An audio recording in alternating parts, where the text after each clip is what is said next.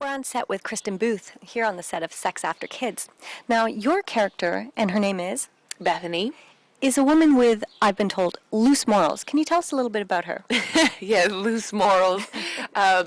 Well, my character is married with children, of course, since pretty much all the characters have kids in this scenario, in this little film.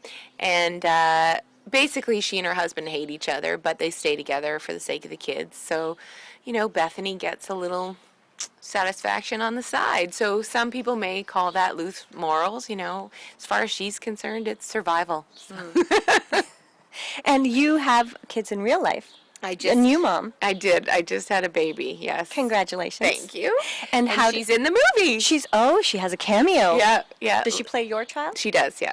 That's kind of nice. Yeah, well, she's 4 months. I'm still breastfeeding, Right. so it's like this whole sort of like juggling. When Jeremy asked me if I wanted to do the movie, I was like, well, I was pregnant at the time. I was like, I am going to have a brand new baby. He was like, that's okay. We love kids. Put her in the film. We'll put her in the film. That's exactly what he said. So Bring she's her with in the you. film.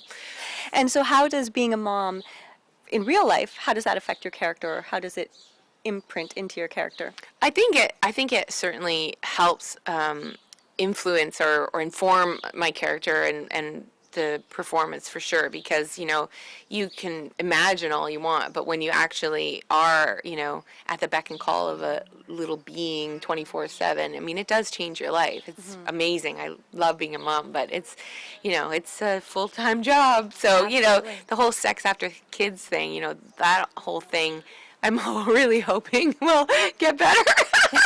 Not the sex, but the lack of it. Your child becomes first and foremost, and those things, get all the other things, your personal needs get put aside. So, not to mention that my gynecologist said when you're breastfeeding that you have the vagina of a menopausal woman. So, Keeping it real with Kristin Booth here. yeah. I was shocked, actually. I didn't know that. All the stuff I read. I kind of wish I didn't know that. Yeah, But, you probably do. Switching gears for a moment, you're one of the familiar faces on Canadian film.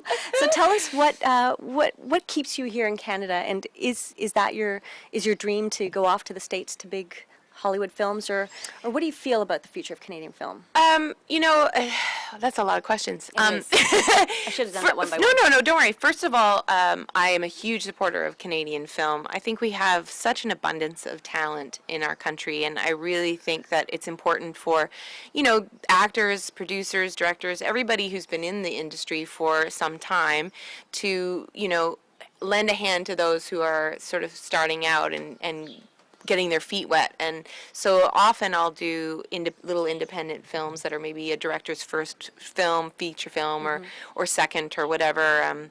One, I think the quality is usually fantastic because it's new and it's fresh. Plus, you get to work with all these fantastic actors, because we really do have a community of support for our talent. And so, this film is chock full of fantastic actors. I mean, Gordon Pinsent's in this. So, so that's why I, continue to become involved with these little indie films. And as far as, moving off to the States, I spend some time in the U.S., but these are my roots. This is my home, and it'd be nice to really get the Canadian film scene going in a way that we wouldn't have to look elsewhere for, that we could just generate our own films, see our own films, support them, and, so on and so forth. And then we wouldn't lose our best of the best to the U.S. Well, that's almost like a promo for First Weekend Club, because that's what we're here to do. Thanks, Kristin. Thank you, and thank here. you to First Weekends Club for supporting great Canadian films.